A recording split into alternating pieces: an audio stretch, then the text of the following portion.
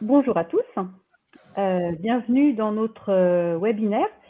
Je suis Céline Collot, secrétaire générale du GIC, et l'ensemble du bureau que je représente ce soir est ravi de pouvoir proposer aux adhérents cadres CFDT un moment de réflexion syndicale sur le développement du télétravail. Je remercie tout particulièrement Sophie Godel qui a conçu ce webinaire avec l'aide d'Olivier Zendi, tous deux membres du bureau. Et je remercie la CFDT cadre, notamment Laurent Mailleux, secrétaire général, Alexandre Bonifaci, pour leur appui dans la promotion de notre action. Alors, deux mots très rapides sur notre syndicat avant de passer la parole à nos deux intervenants et de lancer nos échanges. Le GIC, c'est quoi? C'est le syndicat général des ingénieurs et cadres. C'est un vieux syndicat, puisqu'il a été créé en novembre 1944. Il regroupe des cadres qui, à quelques exceptions près, n'ont ni section syndicale dans leur entreprise, ni syndicat pour les accueillir. Le GIC est donc une structure complémentaire pour une prise en charge des cadres dans la CFDT. Il s'inscrit d'une part dans les orientations définies par le congrès de la CFDT cadre auquel il participe et d'autre part dans la dynamique de syndicalisation de la CFDT. Et donc, c'est dans cet esprit que nous animons aujourd'hui le webinaire Télétravail, inégalité de genre et bien-être, car le développement du télétravail pose de nombreuses questions pour le management, mais aussi pour l'action syndicale. Et pour en discuter, j'accueille Ariane Paillet, directrice de recherche à l'INED, qui va partager avec nous les résultats des dernières enquêtes statistiques de l'impact du télétravail sur le travail et les conditions de vie, et François Desprez, directeur de projet absentéisme au sein de Malakoff Médéric, qui va illustrer comment le télétravail s'inscrit dans la politique RH. Je les remercie vivement pour leur intervention et d'avoir pu se rendre disponible pour notre webinaire. Je remercie également notre troisième intervenant qui avait une contrainte ce soir, Jean-François Nanda, DSC CFDT chez Renault. Jean-François souhaitait partager le contenu de l'accord sur le télétravail de Renault signé par la CFDT. Nous vous enverrons le support des trois interventions à la suite de ce webinaire. Donc vous aurez aussi l'occasion de prolonger ce webinaire. Et tout au long des interventions, donc n'hésitez pas à utiliser le chat qui est animé par Olivier et sur lequel vous pourrez poser vos questions, faire vos remarques et on fera en sorte d'y répondre le mieux possible. Donc merci à tous pour votre participation et Ariane, je te laisse la parole. Bonsoir, bonsoir à tous. Je suis ravie d'être là ce soir pour vous présenter en fait un travail qui est en cours. Donc c'est un travail que je réalise avec des collègues dans le cadre d'un projet de recherche sur le télétravail. Donc qui est un projet qui a commencé il y a environ 6 mois. Donc c'est un peu des tout premiers résultats que je vais partager avec vous. Donc sur le télétravail et le bien-être avec différents indicateurs et voir quels sont les effets éventuellement différenciés entre hommes et femmes. Donc moi, pour me présenter rapidement, donc je suis directrice de recherche à l'INED et je travaille principalement sur les questions d'inégalité hommes-femmes au travail et dans la famille. Alors, pour passer à la slide suivante, ok. Donc, quelques mots d'abord sur le télétravail avant la pandémie. Bon, d'abord, ça concernait un nombre très faible de salariés. On a des estimations de l'ordre de 3% des salariés qui étaient télétravailleurs. Et le télétravail concernait surtout les cadres. Et les réalités étaient assez diverses. Voilà, les accords se mettaient à peine. Je disais qu'avant la pandémie, le télétravail était extrêmement rare, hein, donc ça concernait environ 3% des salariés et avec une réalité assez diverse. Et les études qui ont été menées avant la pandémie sur le télétravail montraient des effets assez ambigus sur la qualité de vie et le bien-être, avec d'une part des effets positifs, notamment du fait du gain de temps de transport, une plus grande autonomie au travail, une meilleure articulation des temps de vie, mais aussi des effets négatifs dans la mesure où le télétravail peut s'accompagner d'une augmentation des heures travaillées, des débordements, du temps de travail sur la vie privée, d'une désynchronisation aussi des temps par rapport aux collègues ou par rapport aux conjoints pour certains télétravailleurs un sentiment d'isolement, notamment pour ceux qui n'ont pas un réseau amical très développé, et donc de moindres interactions sociales et des potentiels risques dépressifs. Sur le stress, on a des effets dans la littérature assez ambigus. Et en fait, ce qu'on observait, c'est que ces effets dépendent surtout du contexte de travail, de l'organisation du travail, du secteur d'activité, et puis de facteurs extra-professionnels comme bien sûr les conditions de logement, les relations sociales, et également des modalités du télétravail, donc le nombre de jours télétravaillés, le degré d'autonomie dans le travail. Et pour ce qui concerne les différences entre hommes et femmes, on n'avait pas dans la littérature des effets très nets. Alors tous ces résultats qui ont été menés avant la pandémie, en fait, ont été menés sur des entreprises pionnières, donc qui étaient a priori sélectionnées et qui étaient peut-être les plus innovantes en termes de mise en œuvre du télétravail. Alors, dans la pandémie, donc, on a eu un développement soudain du télétravail non encadré, sans préparation, notamment au niveau de l'équipement et de l'organisation du travail. Alors, on a eu une augmentation du télétravail, surtout chez les cadres, mais aussi chez les professions intermédiaires et les employés. Et puis, alors qu'avant la pandémie, c'était plutôt les hommes qui étaient télétravailleurs, là, on a eu une augmentation importante chez les hommes et chez les femmes. Alors, on a une réalité assez diverse des télétravailleurs. Là, il y a une étude de la DARES qui est sortie tout récemment, donc à partir d'une enquête Trackov que je vais vous présenter, qui distingue 5 profils de télétravailleurs. Donc d'abord 37% des personnes, des salariés étaient en télétravail en janvier 2021, et parmi eux, donc un quart étaient des télétravailleurs exclusifs, donc qui travaillaient 4 jours et plus en télétravail. 30% étaient dénominés les télétravailleurs intensifs, donc environ 30% des télétravailleurs. Donc, ils travaillaient entre 1 et 4 jours, et puis ils avaient eu des périodes d'exclusivité, de télétravail exclusif pendant la pandémie. Ensuite, un groupe qui est particulièrement intéressant, qu'ils ont nommé le groupe des vulnérables, donc 17% des télétravailleurs, qui n'avaient pas d'expérience de télétravail avant la pandémie. Ils sont plutôt dans le secteur public et ils expriment des difficultés dans l'exercice du télétravail et une santé dégradée.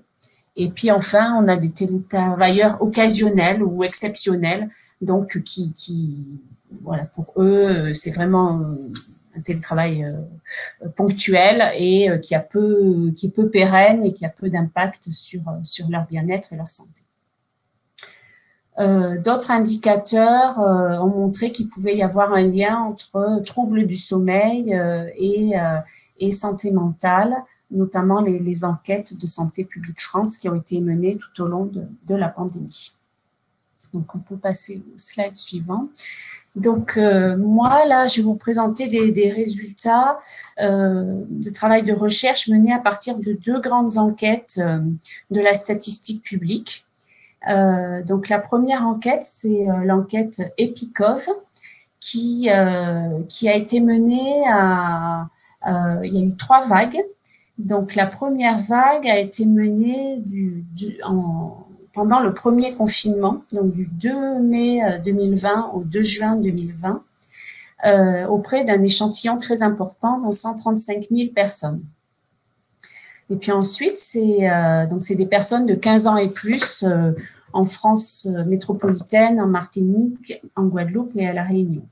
Et ensuite, ces mêmes personnes ont été interrogées à nouveau, donc du 26 octobre au 30 novembre 2020. Et donc là, ce n'est pas prévu, mais au moment du deuxième confinement.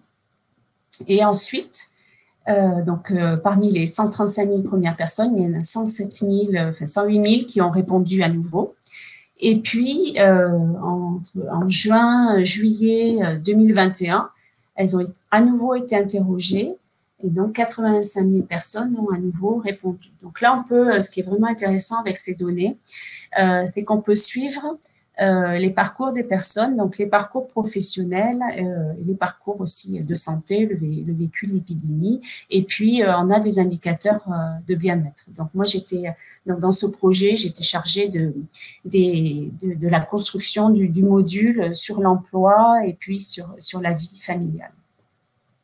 Et puis ensuite, il y a une deuxième enquête, donc l'enquête Trackov, qui a été menée par la DARES, donc le ministère du Travail, donc sur les conditions de travail, la santé, la prévention.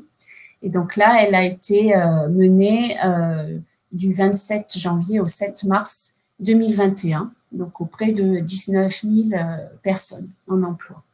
Donc ici, je vais vous montrer des résultats d'enquêtes qui ont des temporalités importantes. Et ça, il faut le garder en tête parce que c'est vrai qu'on est dans un contexte extrêmement mouvant.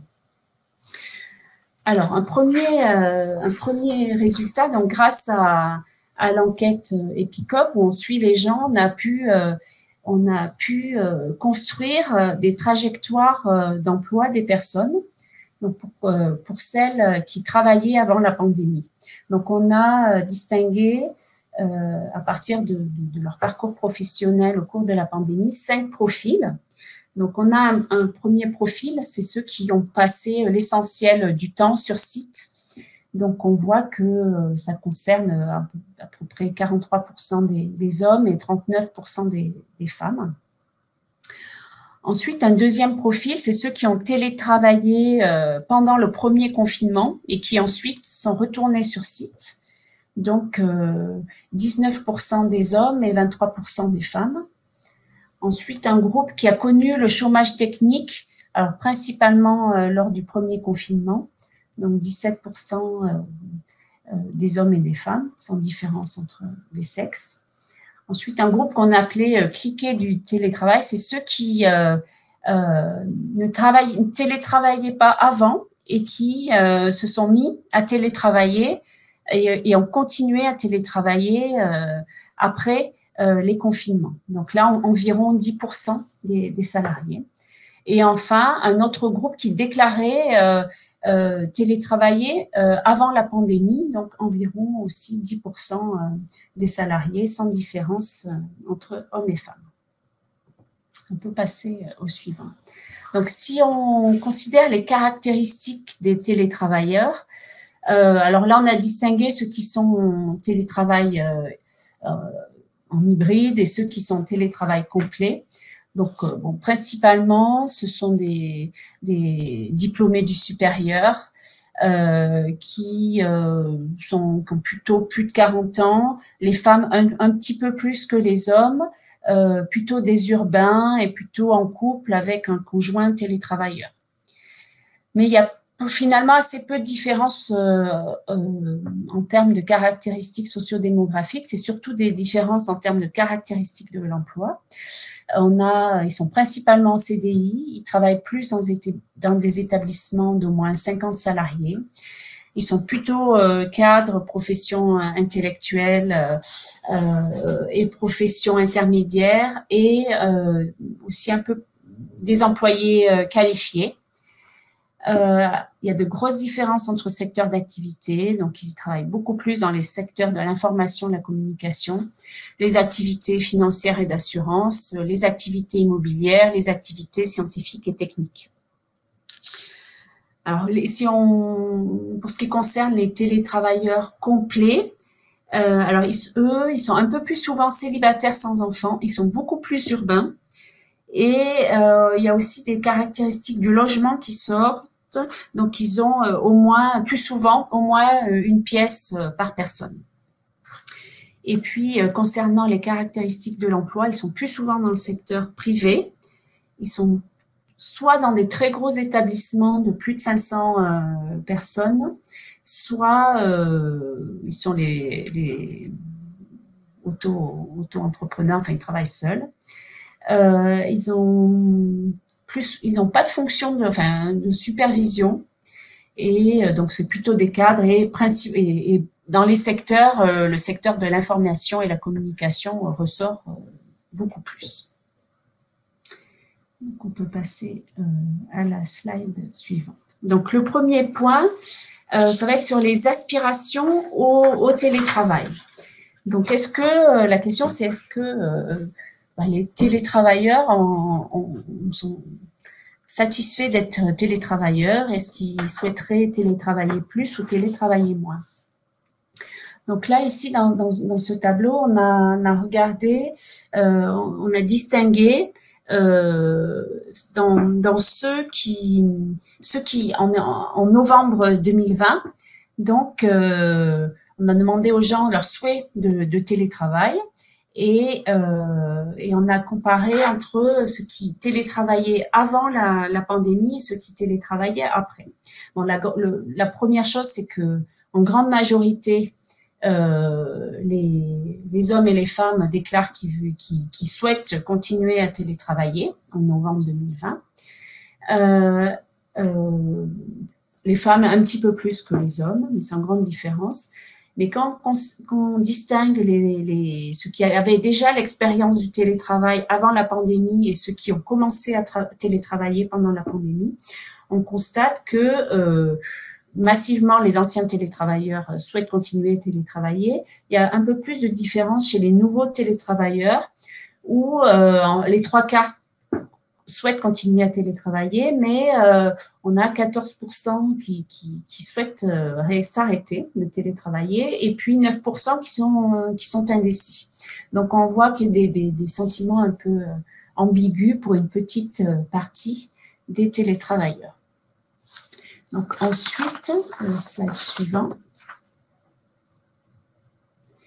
Là, on essaie de voir en fonction quelles étaient les aspirations en termes de jours télétravaillés. Donc, en gros, parmi les télétravailleurs, donc là, on a comparé les souhaits, le nombre de jours effectivement télétravaillés en juin, juillet 2021 par rapport aux souhaits exprimés en novembre 2020. Donc, en gros, on a 40% des télétravailleurs qui télétravaillent le nombre de jours souhaités. On a 17% qui souhaiteraient télétravailler plus. Et puis, on a un tiers des télétravailleurs qui souhaiteraient télétravailler moins que le nombre de jours effectivement télétravaillés. Et 4% qui souhaiteraient ne pas télétravailler du tout. Donc, on a finalement les différences entre hommes et femmes sont assez faibles. On a un peu plus de femmes qui télétravaillent plus que ce qu'elles souhaiteraient, mais les écarts sont assez faibles. Alors là, on est à un moment particulier. Bien sûr, il y a des évolutions au fil du temps, mais c'est quand même un indicateur de l'inadaptation de la situation du télétravail aux souhaits des individus. Et enfin, là, on a regardé parmi ceux qui ne télétravaillent pas, quels sont les souhaits de télétravail. Et là, donc, la grande majorité disent que leur emploi n'est pas télétravaillable, 55%. 28% disent qu'ils ne souhaiteraient pas télétravailler et 12% souhaiteraient télétravailler. Et là, on a distingué entre ceux qui avaient vécu l'expérience du télétravail lors du premier confinement et on voit que parmi eux, donc c'est tout à droite, certains disent que leur emploi n'est pas télétravaillable, mais 40% d'entre eux souhaiteraient télétravailler. Donc, ils ont fait cette expérience, ils sont retournés sur site complètement, mais ont un souhait de télétravail. Donc, on voit une adhésion, finalement, l'ensemble de ces tableaux montre une adhésion assez forte au télétravail, massive avec des nuances suivant le nombre de jours de télétravail, mais globalement une adhésion forte. Alors ensuite, on essaie d'évaluer l'effet du télétravail sur l'articulation entre la vie privée et la vie professionnelle.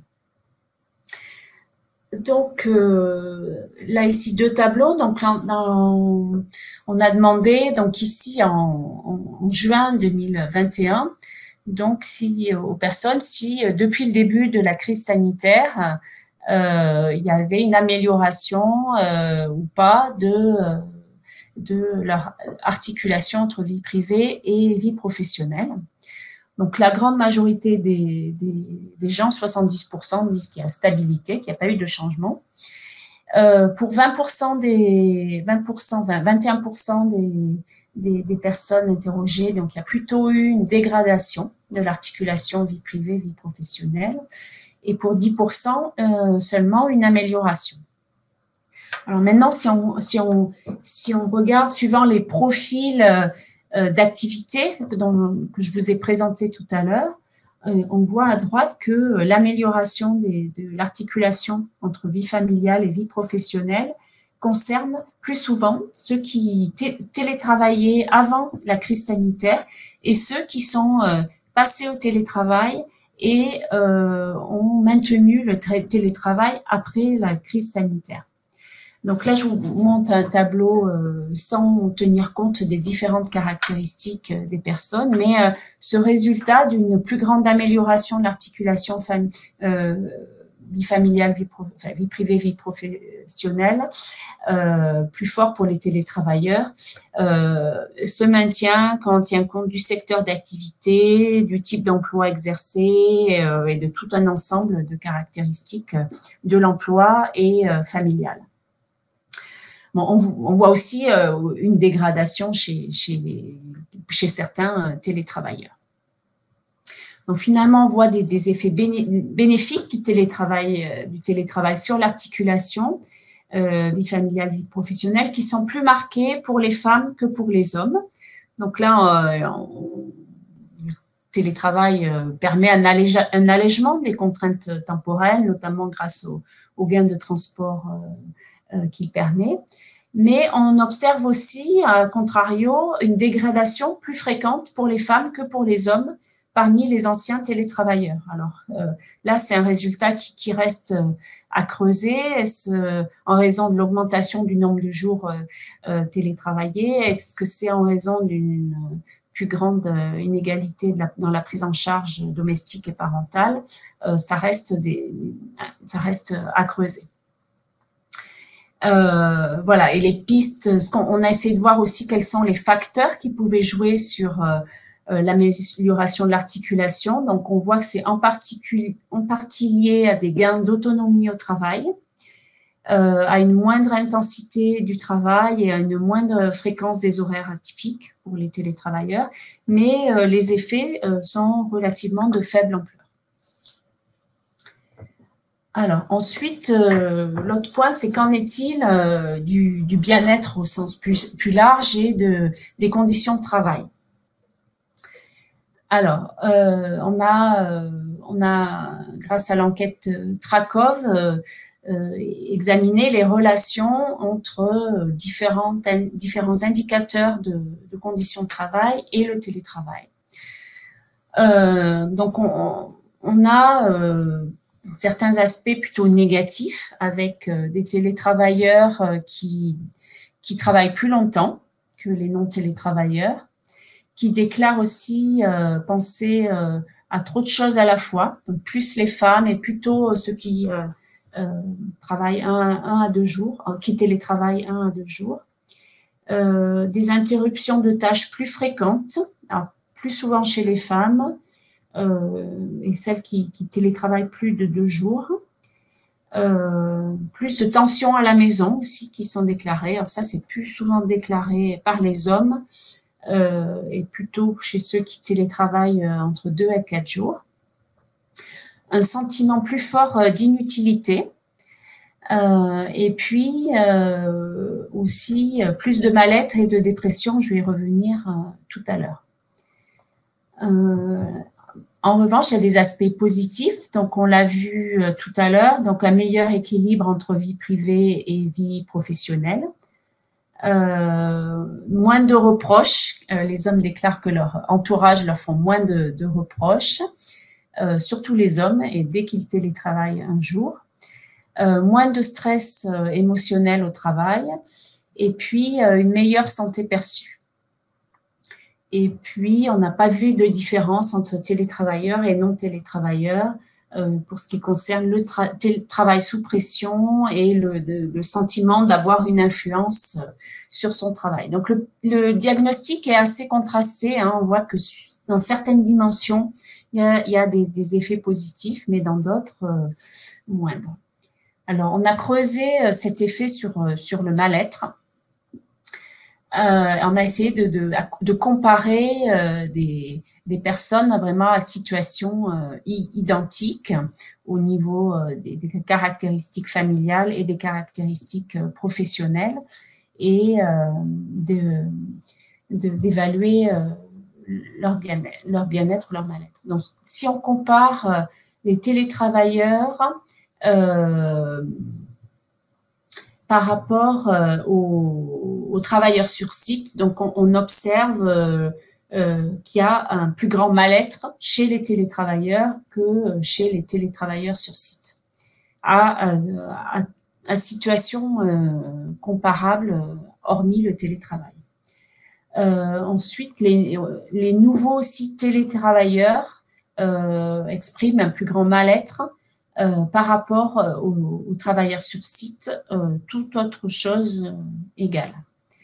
En revanche, on n'a pas vu d'effet de l'augmentation. On a comparé entre ceux qui avaient augmenté, on a comparé les télétravailleurs qui ont augmenté leur nombre de jours télétravaillés versus ceux qui sont restés au même nombre de jours. On voit qu'il n'y a pas de différence sur leur bien-être.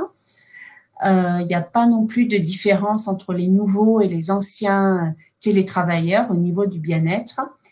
Pas de différence non plus entre ceux qui sont en hybride et ceux qui sont en télétravail complet. Et pas de différence entre les hommes entre hommes et femmes sur cet effet du télétravail sur le mal-être. Donc ça, c'est un résultat qui est assez inquiétant hein, quand même, où on voit que c'est vraiment une situation d'emploi comparable. Donc on a un effet du télétravail sur le mal-être. Donc la slide suivante. Aussi on a essayé de voir suivant les types de télé, suivant les caractéristiques, alors notamment chez les cadres, on voit qu'il y a un meilleur équilibre vie familiale, vie professionnelle, et pour les cadres, pas d'effet négatif sur le bien-être. Et on a essayé de voir aussi l'effet de la situation familiale parce qu'on avait des hypothèses que potentiellement pour les femmes ça serait plus compliqué en raison de la charge domestique qu'elles prennent en charge de façon plus importante que les hommes.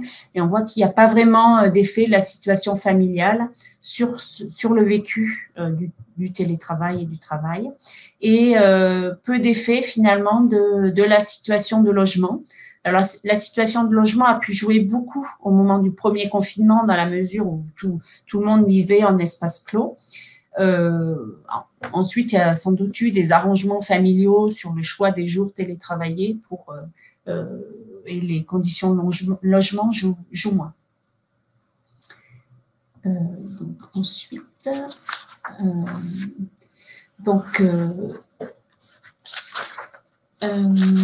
finalement, ce qui est un peu compliqué dans ces travaux, c'est d'arriver à suivre l'évolution des conditions d'emploi parce qu'elles ont extrêmement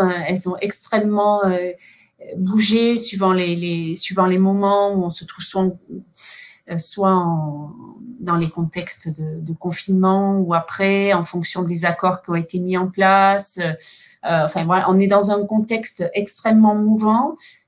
Donc sur les modalités du télétravail, donc c'est un peu difficile d'arriver à saisir ce qui est l'effet vraiment du télétravail que de l'effet du contexte particulier dans lequel il a été mis en œuvre. On voit des effets à la fois positifs et négatifs du télétravail. Donc un effet d'intensification du travail, un effet de mal-être, et puis du côté positif, une meilleure articulation entre vie privée et vie professionnelle. Mais malgré ces effets quand même plus négatifs que positifs dans l'ensemble, on a un engouement pour le télétravail.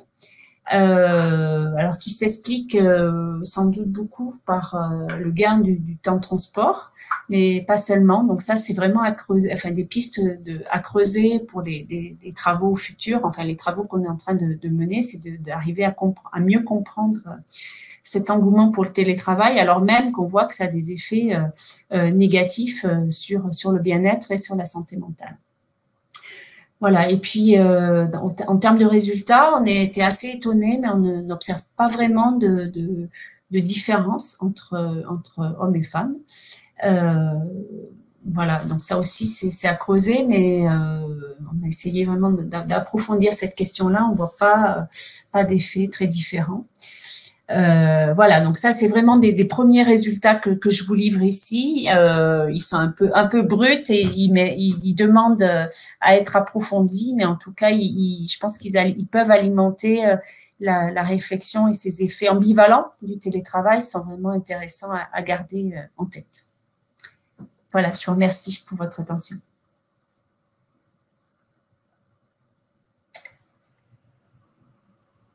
Merci Ariane pour Olivier, tu laisses réagir sur les... Non, vas-y Olivier.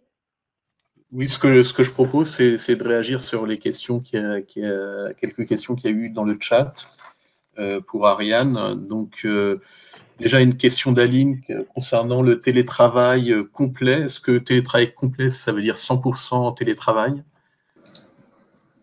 Oui, principalement. Une question de Nathalie qui se posait la question de la dégradation du bien-être perçu. Était-elle due à la charge mentale supérieure observée en télétravail? Est-ce qu'on a des éléments d'explication sur cet indicateur-là? Alors sur le bien-être, c'est vraiment des indicateurs de dépression. En fait, c'est des échelles standardisées de dépression. Et maintenant, on va essayer de creuser les différentes dimensions de l'échelle et effectivement voir ces effets de charge mentale. Et enfin, il y a vraiment le fait, on voyait que c'était aussi ceux qui combinaient jours de télétravail et pas jours de télétravail, ça peut occasionner une surcharge du travail, le fait de devoir jongler entre deux organisations du travail différentes.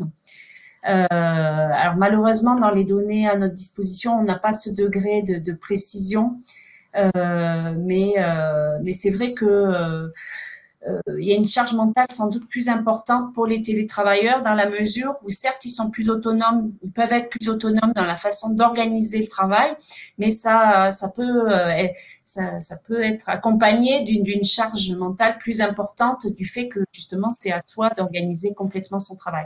Et on voit aussi que pour les encadrants, c'est plus compliqué parce qu'ils ont aussi le travail, notamment pendant le premier confinement où ça a été plus compliqué parce qu'il y avait le travail des autres à organiser dans un contexte complètement nouveau. Mais ça, c'est des dimensions. Donc moi, je suis vraiment preneur de vos remarques de terrain parce que voilà, nous on a moins cette connaissance, même si on l'expérimente aussi le télétravail, mais moi je suis très preneuse de remarques de terrain. Donc c'est vrai que la charge mentale, elle est certainement plus forte. Alors, une question de Laurent, mais je pense que tu y as répondu, hein, c'est la notion de mal-être, donc c'est bien des indicateurs de dépression, c'est ça Oui, c'est un indicateur qui s'appelle le WU5, donc c'est à mesuré à partir d'une échelle et dans l'enquête Epicor, on a différents indicateurs, mais c'est des indicateurs épidémiologiques de mal-être en fait dans des échelles standardisées, quoi, avec le niveau maximum qui est la dépression. Alors, des remarques de Florence qui parle de surcharge en télétravail, donc qui rejoint un peu ce dont on vient de parler. Nathalie qui remarque que les économies de carburant, c'est bon aussi pour la planète. Voilà. Une question d'Aline sur les jeunes qui entrent sur le marché du travail. Est-ce qu'ils sont à la recherche de sociétés qui proposent du télétravail? Est-ce qu'on a pu observer ça dans l'enquête? Alors nous, on l'a pas dans notre enquête. C'est quelque chose qui se dit. Alors voilà, moi je me mets en tant que statisticienne, je me méfie toujours de ce qui se dit dans les journaux. Mais il semblerait qu'il y ait un peu cette demande. Même nous, on voit dans les jeunes qui arrivent chez nous, hein, qui demande combien de jours de télétravail il y a. Donc, j'ai l'impression que ça fait partie maintenant des modèles d'organisation du travail. Alors, plutôt chez les cadres et les emplois de bureau, hein, mais que c'est sûr que c'est aussi ce qui peut expliquer cet engouement du télétravail, c'est que c'est perçu aussi comme un droit à une plus grande autonomie et une meilleure organisation de son travail. Donc, alors, il y a une question aussi sur la répartition géographique. Hein. Est-ce que vous avez observé des éléments différenciants sur la géographie, sur la localisation des travailleurs télétravailleurs, et qu'en est-il du gain de transport associé? Alors, c'est plus des urbains. Et alors, donc on a une 4e vague d'enquête qui va être menée en mai. Donc, on a introduit la question du temps de transport. Donc, je pourrais répondre à cette question, mais moi, c'est vraiment une hypothèse que j'ai. Quand on gagne 2 heures par jour de temps de transport, c'est un facteur d'amélioration quand même de la qualité de vie qui est assez essentiel. Donc alors, il y a Marie-Noël qui pose une question sur ceux qui intègrent une entreprise dans le cadre d'une situation de télétravail et forcés, en l'occurrence, hein, j'imagine, dans sa question. Est-ce que vous avez observé des choses par rapport à ça? Une question que je partage parce que je l'ai observée dans ma propre organisation. Alors, malgré nos gros effectifs, on n'a pas suffisamment de monde pour étudier ça en détail. Donc je peux pas vraiment répondre à cette question, mais c'est sûr que pour l'avoir vu un peu aussi autour de nous, ceux qui ont commencé un emploi en pleine pandémie sans rencontrer ses collègues physiquement, parce que c'était pas simplement le télétravail, c'était aussi ne pas être intégré dans un travail d'équipe. Et ça appuie largement la perte du collectif de travail. Moi, je pense que c'est un élément qui est assez important et qui peut jouer sur le bien-être, parce qu'il y a quand même des coûts au télétravail, des coûts de transaction, de devoir tout régler par mail, on se comprend moins, ça crée des tensions potentiellement dans les équipes de travail. Donc ça, nous, on n'a pas d'informations dans l'enquête, mais je pense que ça serait là d'avoir des observations plus qualitatives sur concrètement comment ça se met en place et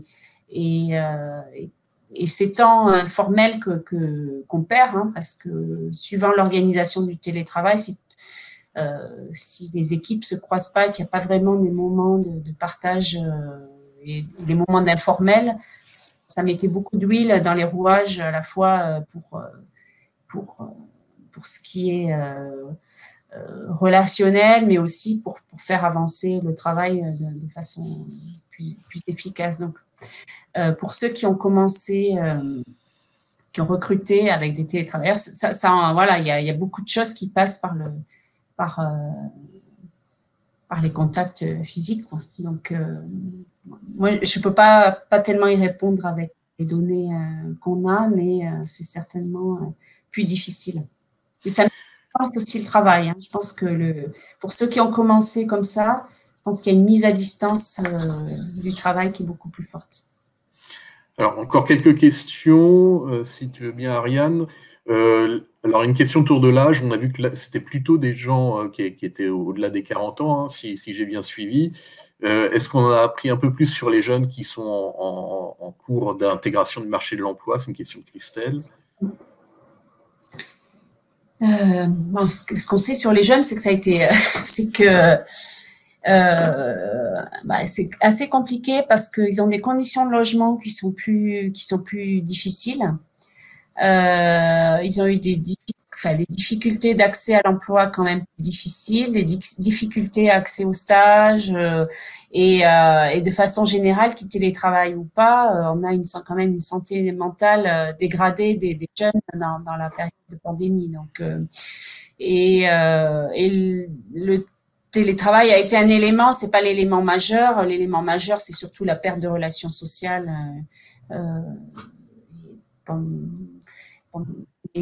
pendant la pandémie, mais c'est vrai que voilà, moi je suis pas spécialiste des jeunes en particulier, mais c'est sûr que les difficultés d'insertion professionnelle ont été plus grandes pendant la pandémie. Donc là, ça va en s'améliorant, mais c'est vrai que ça a été des périodes assez compliquées, et le télétravail pour les jeunes, c'est plus compliqué parce qu'ils vivent dans des espaces plus réduits, et globalement, ils étaient plutôt preneurs. Alors, il faudrait que je regarde par âge sur le souhait de télétravailler ou pas, on l'a pas fait, mais a priori, on observait plutôt un souhait d'aller plutôt sur site chez les jeunes. Alors, une question de Marie, ce qui s'étonne de la conclusion d'une meilleure articulation au regard des pourcentages assez équivalents entre dégradation et amélioration qui étaient présentés tout à l'heure. Alors, en fait, la meilleure articulation, c'est que pour un quart des gens. Hein. Je reste. Donc, la grosse majorité, ça n'a pas changé. Mais on a en fait un effet contrasté. On a pour ceux qui télétravaillaient déjà, et ceux qui sont mis à télétravailler et qui ont continué à télétravailler. Donc, en gros, c'est ceux qui ont les bonnes conditions de télétravail, hein, ceux qui sont restés en télétravail.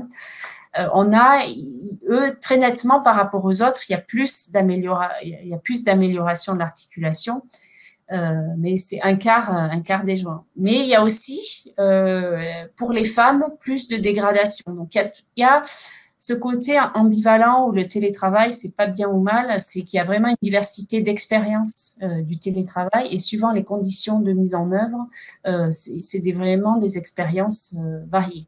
Ça, c'est vraiment la chose la plus importante, c'est qu'il y a une diversité d'expériences. Donc, ils sont quand même beaucoup plus ça a amélioré plus que les autres. Voilà, mais pour un quart d'entre eux, donc c'est déjà mal, mais c'est... Alors, une question d'Aline, mais que je pense qu'on va passer parce que ça pose la question des participations financières par les entreprises, et je pense que, sauf erreur de ma part, c'était pas dans les études, à moins que tu aies des éléments. Des éléments sur les travailleurs handicapés dans vos enquêtes ou pas? Non plus. Sur le type de management, une question de Christelle. Est-ce qu'on a pu détecter, on sait que c'est un aspect important du télétravail, le management, est-ce qu'on a pu exploiter des données là-dessus? Non. En fait, les enquêtes là qu'on utilise, c'est vraiment des grandes enquêtes qui sont pas, Trakov un peu plus, où il y a plus d'informations sur les conditions de travail, mais je crois pas qu'il y a des choses sur le type de management. Mais c'est vrai qu'il y a plein d'informations qu'on n'a pas. On n'a pas d'informations sur le suivi, quel type de suivi du travail. Quand on a parlé des outils informatiques de suivi des télétravailleurs, nous, on n'a pas du tout ces informations, etc., qui jouent fortement sur le vécu du télétravail. Donc, moi, c'est que des pistes je vous frustre, mais... Bon, j'ai une question aussi d'Éric sur le partage équitable de la charge mentale sur les couples télétravailleurs. Je ne sais pas s'il y avait des éléments là-dessus. On a des choses sur la charge domestique, la répartition du travail domestique, et on n'a pas eu pas trop de différence entre les télétravailleurs et les travailleurs sur site. alors qu'on aurait pu s'attendre à une plus grande participation domestique des télétravailleurs, mais on n'observe pas cette plus grande participation au travail domestique. Alors, il y a 2 questions sur l'encadrement, peut-être les 2 dernières, et puis je propose, s'il nous reste du temps à la fin, de poser les suivantes après l'intervention de François. Sur le management de proximité, notamment. Alors, il y a Sébastien qui nous dit qu'il a été très éprouvé pendant la période de pandémie, dans le cadre d'une enquête qui a été faite dans sa boîte, qui est en l'occurrence Capgemini. Et Florence qui témoigne de la complexité à encadrer les équipes dans ce nouveau mode organisationnel. Ouais. Ben, ça, c'est à creuser vraiment sur les cadres, mais on n'a pas de questions, nous, sur la façon dont, justement, la façon d'encadrer. Alors, peut-être que vous aurez des informations plus précises, vous, de votre côté, mais c'est vrai qu'on a vu que pour les cadres, c'était plus compliqué, et notamment pendant le premier confinement, parce qu'il n'y avait absolument pas de préparation. Enfin, pour ceux pour qui l'expérience du télétravail était nouvelle, où il n'y avait pas d'accord avant, donc pas du tout de préparation à télétravailler soi-même, mais surtout à gérer des télétravailleurs. Donc, c'est vraiment, je pense que ça a rajouté, enfin, c'est votre expérience qui le dit aussi, ça a vraiment rajouté une charge d'organisation beaucoup plus compliquée à gérer une équipe à distance quand on maîtrise moins le travail de l'équipe et où on a moins de moments aussi en équipe. Donc voilà, moi j'ai peu d'éléments à partager avec vous là-dessus, mais c'est vrai qu'il y a des remontées de la part de cadres où c'est beaucoup plus compliqué à gérer. Ok, je propose qu'on arrête là dans un premier temps les questions. Je note qu'on a pris la dernière là, à 18h37 et si on nous reste un peu de temps à la fin de reprendre le flot des questions sur ta présentation qui a suscité beaucoup d'interrogations. Très bien, merci. Donc, beaucoup d'intérêt, j'imagine.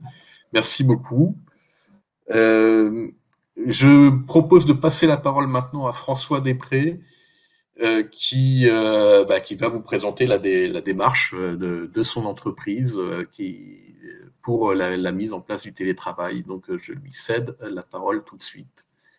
Alors, peut-être qu'en attendant que François retrouve sa connexion, reprendre quelques questions complémentaires avec Ariane. Si Ariane, tu es toujours parmi nous.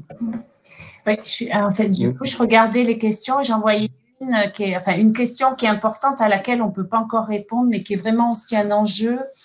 Et c'est celle de l'évolution de carrière.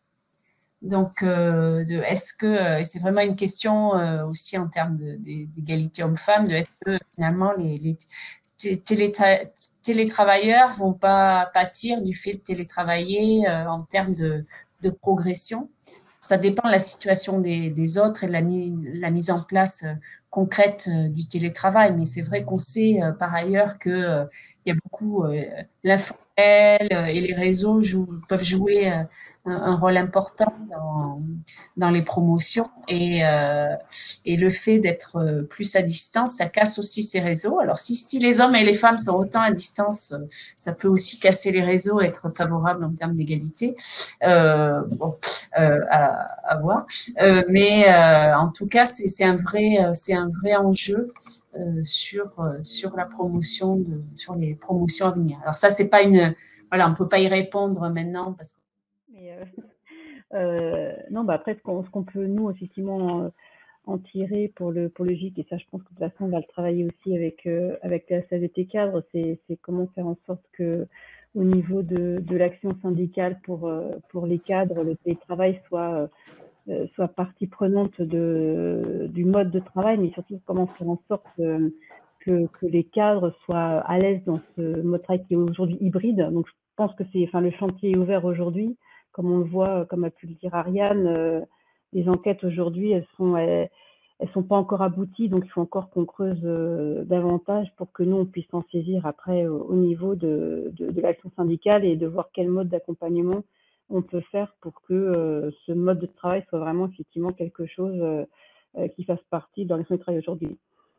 Après, voilà, j'avais pas prévu plus de choses que ça à dire pour ce soir, puisque c'était nos intervenants qui avaient la primeur et non pas le GIC en tant que tel. Donc, j'espère qu'ils vont pouvoir se reconnecter, nos intervenants. Ça, effectivement, comme on se disait, c'est les aléas de la connexion, du télétravail. On a aussi ça qu'on doit gérer. Alors, on a retrouvé Ariane, semble-t-il. Ariane. Ouais, comme ça, Ariane va pouvoir effectivement continuer de répondre aux questions. Oui, oui, je suis à nouveau là. Alors, j'essaie de voir une question.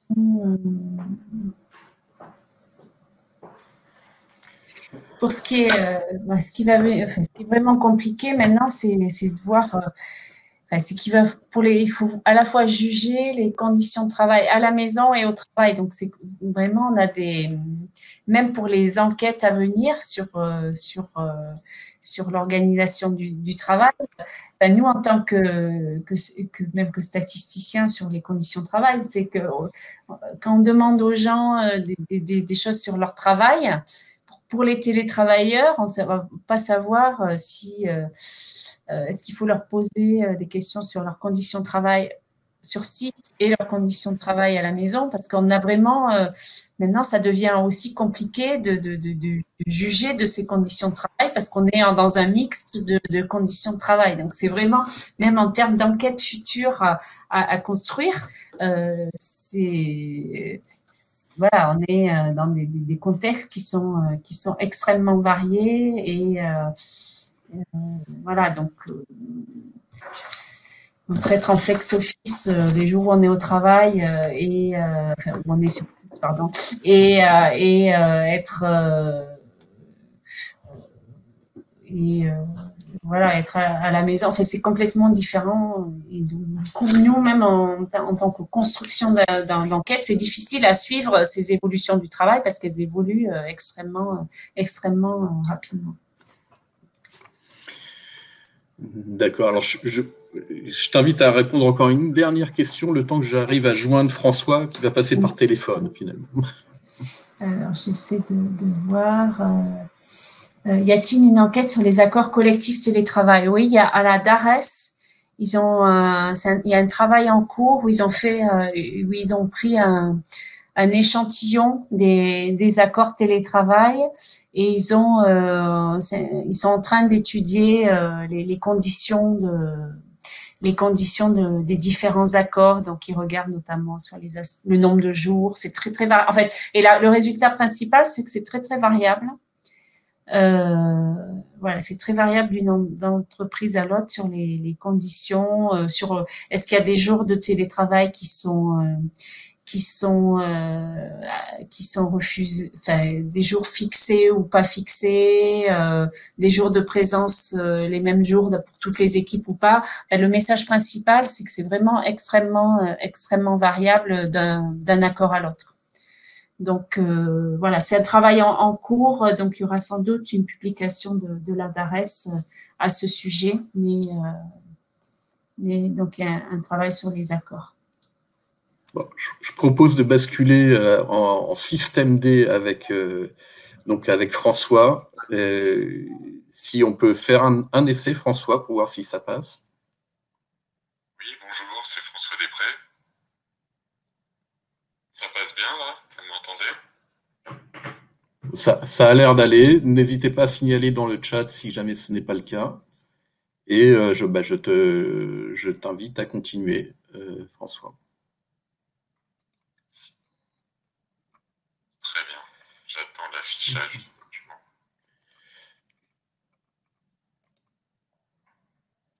Donc, je vois bien le document. Je vous entends, je vois le fil de la conversation. Tout marche sauf le son et j'en suis vraiment désolé.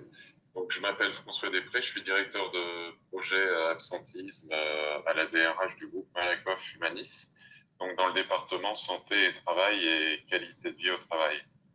J'ai plus en charge la prévention et le retour à l'emploi pour les managers et le développement de formation pour la prévention de l'absentéisme. Sur ce sujet de télétravail, donc je vais vous apporter donc un témoignage tel que Malakoff Humanis l'a mis en place avant le Covid et comment nous avons traversé cette période Covid difficile pour tout le monde. On a indiqué trois grands enjeux qui sont repris sur le slide, des enjeux liés à la santé au travail. Ariane en a parlé, et puis l'échange qu'on a eu, notamment lié au coût de transport, l'engagement des collaborateurs, la cohésion des équipes. Différents enjeux sociétaux, dont celui de l'équité, de l'appartenance à l'entreprise, l'équilibre vie privée, vie pro. Je ne les dis pas tous, mais vous en avez d'autres sur le recrutement, l'inclusion sociale, et puis donc, comme ça a été dit, c'est bon pour la planète, pour l'humanité. Et les enjeux de marché, c'est aussi répondre aux services de nos clients, nos adhérents, nos allocataires. Alors, sur le slide suivant. Donc, pour rappeler le contexte, donc nous, on est en plein dans les deux réformes gouvernementales et paritaires de la santé, de la protection sociale, ces deux grands volets, la santé et la retraite complémentaire.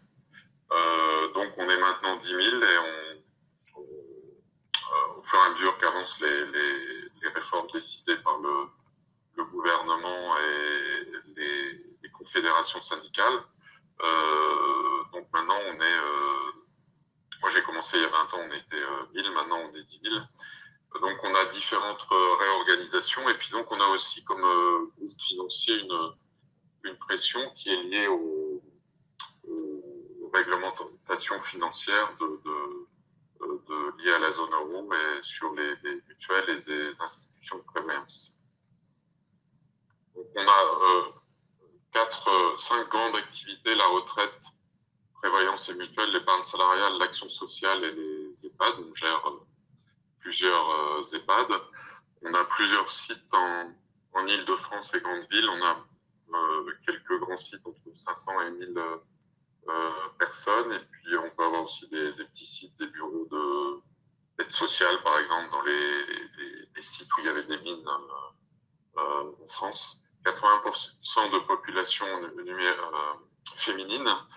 Et j'ai indiqué pour notre entrée l'accroissement du télétravail. Donc, on est passé à 100% pour 99% des personnes. On a seulement 150 personnes qui sont restées sur site pendant le Covid. On a certainement une culture du numérique et des traitements de données qui a facilité au moins le télétravail pour les aspects matériels et pour que chaque personne ait au moins un PC chez lui et soit équipé par l'employeur. Sur donc, comment ça s'est passé en termes de négociation d'entreprise.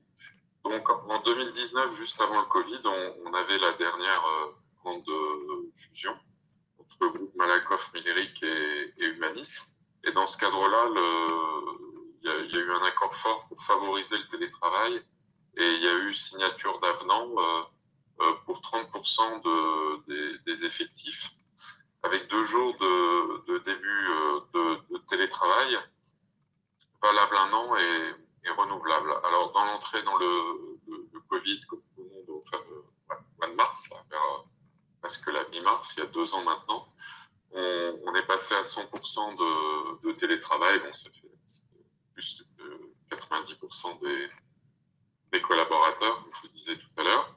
Et depuis l'année dernière, on a adapté aux conditions de travail qui ont lieu dans le Covid et à nos apprentissages, dont l'un était, on en parlera peut-être dans les questions, la possibilité pour certains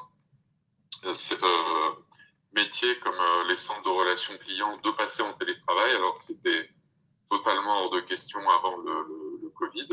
Donc, je vous l'ai mis comme exemple de CRC. Donc, on a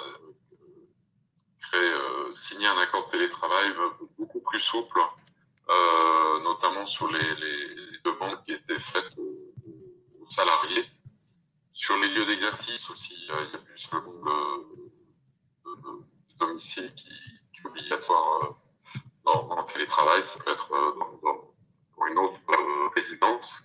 Et puis les indemnités et la mise en place de tickets restaurants en plus des dispositifs actuels pour les jours qui sont télétravaillés. On a vraiment eu une modification qui tient compte de l'expérience Covid et des retours. Peut-être parler maintenant des grandes enquêtes. On va vous mettre aussi à disposition, en plus des travaux présentés par Ariane. Donc, on fait des enquêtes beaucoup plus... on n'est pas sur plus de 80 000 enquêtés, on est sur des enquêtes type de 1000 personnes. Donc, sur un lien qu'on vous mettra aussi dans le support qui s'appelle le comptoir Malakoff Humanis, on a un certain nombre d'études de dossiers qui sont faits donc, par l'IFOP sur des entreprises de toute taille, et entre autres choses sur le télétravail. Moi, je vous ai dit que des sujets d'absentéisme et de santé au travail, mais sur le télétravail, on a développé des enquêtes à peu près tous les 3 mois où on était sur à la fois côté salarié et puis côté dirigeant aussi, côté manager. Alors, sur les principales tendances et les sujets des enquêtes, donc je vais faire des rappels qui ont été déjà présentés par Ariane. Donc, au niveau de l'organisation, donc on va vers une hybridation du travail. Donc, chez nous, c'est clair. Donc, on est revenu depuis hier vers le télétravail à 2 jours par semaine pour ceux qui ont signé un avenant, et donc 3 jours de présence au bureau. Et on travaille sur l'organisation du travail demain. Bon, j'ai vu ça parmi les questions. On travaille, nous, sur les nouveaux environnements de travail pour favoriser l'intelligence collective, pour adapter l'environnement de travail à la présence effective des cadres sur leur poste de travail. Donc, ça passe par des bureaux plus grands, des salles de réunion beaucoup plus nombreuses qui peuvent être utilisées,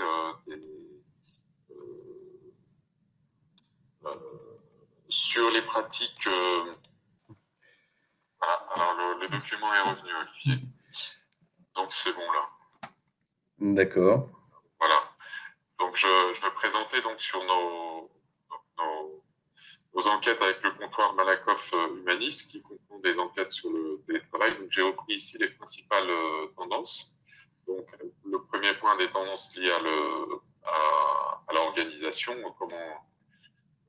sur l'hybridation du travail, et puis sur le retour au bureau, sachant que on travaillait déjà avant le Covid sur une organisation différente du travail pour favoriser la coopération entre les personnes. Donc nous, on est dans le domaine des services, et on parlait aussi du travail hybride. Nous, on a aussi un phénomène qui est le travail à distance, c'est-à-dire qu'un manager peut avoir aussi des équipes sur plusieurs sites. Donc, une pratique en hausse à accompagner, ça se généralise, et on a quand même une demande pour ceux qui n'ont pas qui bénéficient pas de télétravail, ou quand il y avait encore, et ça existe encore, il peut y avoir des freins du manager. On a une forte demande de conseils pour former les managers au télétravail et le travail à distance. Et puis sur nos enquêtes, donc on a des regards croisés entre dirigeants et managers, et puis comment travailler vers vers le modèle de management de demain entre le manager organisateur, le manager coach. On parle parfois aussi de manager boussole pour donner plus de sens au travail. plusieurs questions donc, qui sont posées dans ces enquêtes et qui sont disponibles sur le site. Alors, j'ai repris quelques points de vigilance sur certaines enquêtes. Donc, nous, on a fait le choix de maintenir toujours une dominante de travail au bureau, c'est 3 jours au bureau et 2 jours de télétravail, parce qu'on considère que l'entreprise est un lieu d'échange, d'apprentissage et de développement. Avec le lien social, bon, ça ressort dans les enquêtes par Ariane, dans les effets négatifs, l'impact sur la santé psychologique et sur l'isolement. On a beaucoup aussi d'impact sur les TMS aussi, hein, les troubles musculo-squelettiques, notamment parce qu'on était on est mal équipé souvent, on n'a pas son équipement en fauteuil et en table de bureau chez soi comme on l'a au bureau. Le collectif de travail dans l'entreprise, dans l'organisation, on a certainement un engagement, une motivation plus importante, c'est ce qui ressort là, 56%. Et puis le dernier point, bon, c'est la vigilance sur les fractures sociales, la 64%. Ça, c'est un extrait de l'une des dernières enquêtes qu'on a sorties, sachant que là, vous avez en ligne aujourd'hui, je crois, une enquête sur la dernière sur 2021.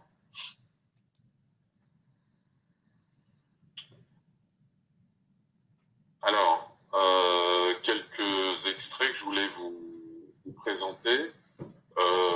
Donc la tendance, hein, nous l'enquête a lieu sur les entreprises de toute taille, hein, à partir de 10 salariés jusqu'au grand groupe.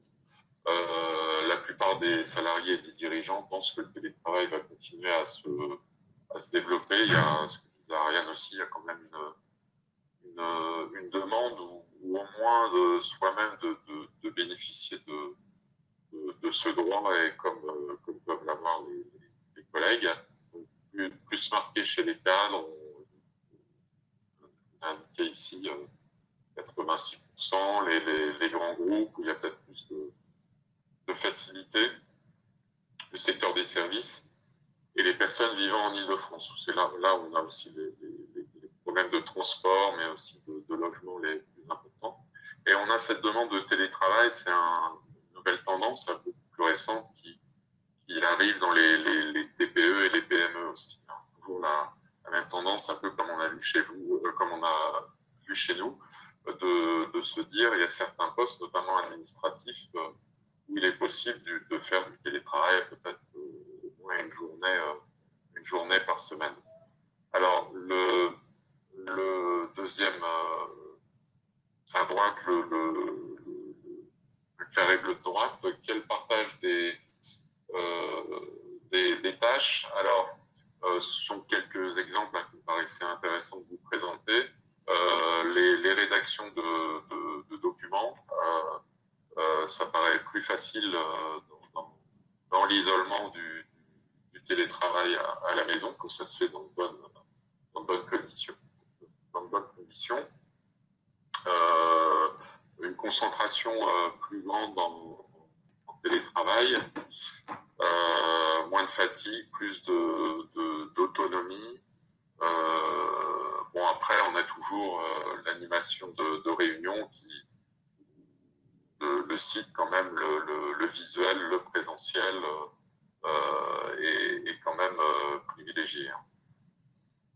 Résoudre aussi des difficultés dans le travail, dans les relations d'équipe, c'est aussi là où on le fait mieux sur place au bureau. C'est pour ça que dans nos 3 jours de présence au bureau, il est demandé au manager au moins d'avoir un jour en commun avec toute l'équipe pour se retrouver dans les réunions, pour qu'il y ait toujours cette permanence de lien social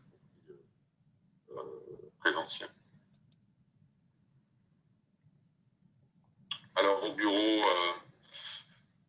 c'est les espaces de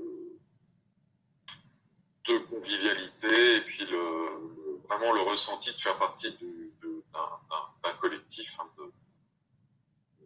d'une équipe, comme on reprendrait dans les sports collectifs ou au rugby. Moi, j'appelle ça la famille professionnelle. L'évolution des bureaux, vous voyez, on arrive vers des bureaux de plus en plus ouverts. Il peut y avoir encore des bureaux individuels, mais ça devient l'idée compris sur les bureaux dans ce qu'on appelle le nouvel environnement de travail, d'avoir des bureaux ouverts et ne plus être enfermés et isolés. Ça se fait encore beaucoup. Donc, vous voyez, un quart des salariés déclarent préférer un poste de travail dans un bureau partagé. Et je vous ai parlé des espaces modulables, dédiés à l'innovation, à la créativité, la formation. D'avoir des espaces, il y a des canapés, ou alors on se retrouve autour d'un café, pour discuter d'un point. Il y a des tas de choses que les uns les autres, je pense, on voit apparaître sur notre lieu de travail. Alors, le point négatif, bon, c'est globalement la fatigue. Hein, on rejoint les RPS, bon, des managers toujours mobilisés, mais une part d'épuisement dans nos sondages importante. Certainement, la tendance qui a été observée beaucoup plus sur un effectif beaucoup plus important par Ariane qui parlait précédemment, de l'engouement pour le télétravail qui a peut-être un peu aussi baissé. Ça dépend de quelle forme de télétravail. Il y a aussi, j'en ai parlé de quel accord d'entreprise on a, quand il y en a un. Il n'y en a pas, ça comme problématique. C'est vraiment un sujet à prendre au niveau des délégués syndicaux. Donc on a une petite baisse, hein, un peu un engouement, et comme l'a présenté Ariane, qui est peut-être un engouement qui est peut-être un peu moins fort chez les nouveaux télétravailleurs qu'il ne l'est chez les anciens télétravailleurs, les télétravailleurs qui étaient déjà en télétravail avant le Covid. Et puis les difficultés mises en place d'accompagnement, parce que je parlais du matériel, c'est très important, mais il n'y a pas que ça voilà, je vais parler des repas, des primes aussi, petite indemnisation correspondant à la connexion Internet, qui sont négociées pareil dans les accords. Sur le slide suivant, alors j'ai continué là, à vous développer sur les difficultés. Je ne vais pas parler de tout. Faire évoluer les positions managériales dans l'entreprise. Bon, au-delà du management, c'est aussi être ouvert à ce que dans son équipe on ait des collaborateurs en télétravail. Donc je pense que le Covid a eu un effet important là-dessus pour changer la posture du management ou de la direction d'entreprise. Donc éviter l'isolement. On a des psychologues du travail qui ont parlé d'effet cabane, parce que c'est aussi, vous êtes en télétravail long, moi je l'ai vécu aussi, on n'a plus trop envie de sortir de chez soi. Et puis maintenir l'esprit d'équipe, donc c'est des mots aussi dont il faut parler. On avait jusqu'à 2 ou 3 réunions, on appelait ça Teams Café en Covid, là, par semaine, des points d'une demi-heure où on échangeait autre chose que sur le travail, sur nos difficultés, des choses amusantes, comment pouvoir sortir 1 heure, etc. Faire évoluer en profondeur les modalités d'organisation du travail. Je pense que le Covid apporte un sujet de plus avec l'hybridation du travail à l'organisation du travail sur des sujets plus larges qui étaient déjà d'actualité avant le Covid, avec l'évolution des outils et des services aux clients. Donc donc les difficultés, vous voyez, le manque de mise en œuvre, seul un tiers des personnes interrogées disent avoir bénéficié d'un accompagnement. Et puis, peut-être certainement un accompagnement à la bonne pratique des outils, hein, je pense aux Teams ou à d'autres logiciels d'animation de réunion, où là, il y a eu un partage, je pense, entre collègues, de l'entraide importante pour ces travaux à distance. Et moi, j'ai les formations que j'ai faites, les premières sur l'absentéisme, on les a fait par webinaire, donc au lieu de faire des journées ou des journées de présence, on m'a demandé de faire une heure de webinaire, donc il a fallu que je m'adapte aussi les modes de travail et penser à ce que l'apprenant pouvait percevoir et apprendre à distance. Voilà, alors il y a quand même des bénéfices, hein, ça a été dit, une plus grande autonomie, une diminution des absences. Bon là, c'est les personnes interrogées, hein, qui répondent à ça.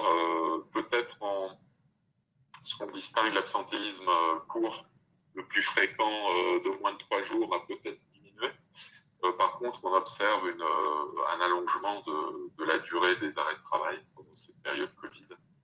En plus, je mets à part la période 2020, on a eu des personnes malades en plus, mais on a une augmentation de l'absentéisme, hein, qui prend à peu près 0,50% dans la plupart des organisations. Et sur les arrêts longs.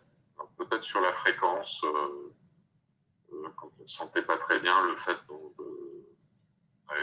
pouvait pas aller au travail, le fait de rester chez soi, on ne va pas aller voir le médecin, ou bon, vous savez, on a parlé, on a eu un report aussi des soins médicaux, etc. Mais il y a apparemment une diminution des absences, mais à distinguer en fréquence, et parce qu'il y a une augmentation de la durée des arrêts. La fréquence diminue, la durée augmente. Voilà, là c'est l'année dernière, donc sur l'ANI cadre signé en 2020, l'accord national interprofessionnel sur le télétravail, 50% des dirigeants seulement. On avait entendu parler, donc certainement un gros travail à faire dans les TPE, PME là-dessus. Et puis, voilà, donc je vous ai mis un exemple, c'est par dossier, hein, quand vous allez sur le comptoir de l'entreprise, tous les articles sont libres. Je vous ai mis un exemple de dossier, vous allez par dossier. Et puis, je vous ai mis quelques liens de dossiers, quelques liens directs. Voilà. Et une vidéo. Alors, merci beaucoup François. Il nous reste quelques minutes pour des questions. Alors, une partie des questions qui ont été posées, tu y as répondu en cours de présentation, notamment sur l'aménagement des lieux de travail, sur le nombre de jours communs en présence sur site. Alors, j'ai une question de Marie-Noël sur la qualité des logiciels utilisés, qui paraît déterminante pour l'efficacité du télétravail, notamment pour les personnes étrangères, mais pas seulement. Est-ce qu'il y a une attention particulière qui a été portée à ces sujets-là dans ton entreprise? Nous, on a adapté principalement nos logiciels de gestion pour qu'ils soient accessibles à domicile, les grandes bases de l'ARCO-Agir pour les gestionnaires sur la retraite, et puis les grandes bases sur la santé, en adaptant aussi à la sécurité. Et on a fait en sorte que l'accessibilité au niveau du domicile soit la plus forte. Je n'ai pas entendu parler de problème. On a mis le papier pour avoir les serveurs les plus importants, puis après les logiciels de travail type Windows. On a utilisé à disposition des choses. Alors, j'en profite pour poser la question d'Ivana sur l'aménagement chez le salarié. Alors, j'ai compris qu'il y avait des primes, éventuellement des indemnités par rapport aux aux connexions Internet, mais pas d'aménagement particulier chez le salarié, c'est ça? Non, on a essayé de travailler en priorité quand il y avait une préconisation du médecin du travail. Donc ça peut. Et puis quand c'était disponible, on a fourni aussi en plus du PC, clavier, écran, mais c'était pas double écran, mais c'était pas généralisé. Hein. Et sinon, on avait des préconisations obligatoires de médecin du travail sur un siège, par exemple.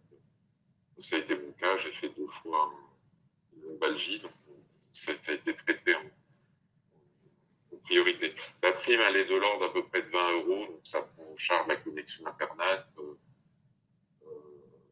mais ça ne prend pas du tout en charge l'espace, le bureau, il n'y a pas d'accompagnement sur le bureau,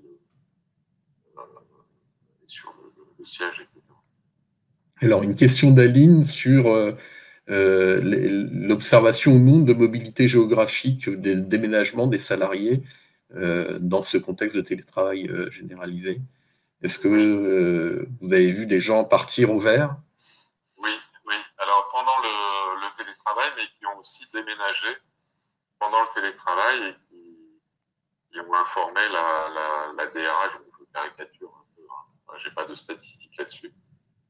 Sachant que nous, je vous disais, on a une souplesse sur le lieu de télétravail qui peut être aussi, comme tu parles de mise au vert, ça peut être chez une résidence secondaire ou chez des amis, sur des temps de télétravail plus longs. Et les médecins du travail, me remontent aussi, on a des préconisations par les médecins généralistes aussi qui, à leurs patients,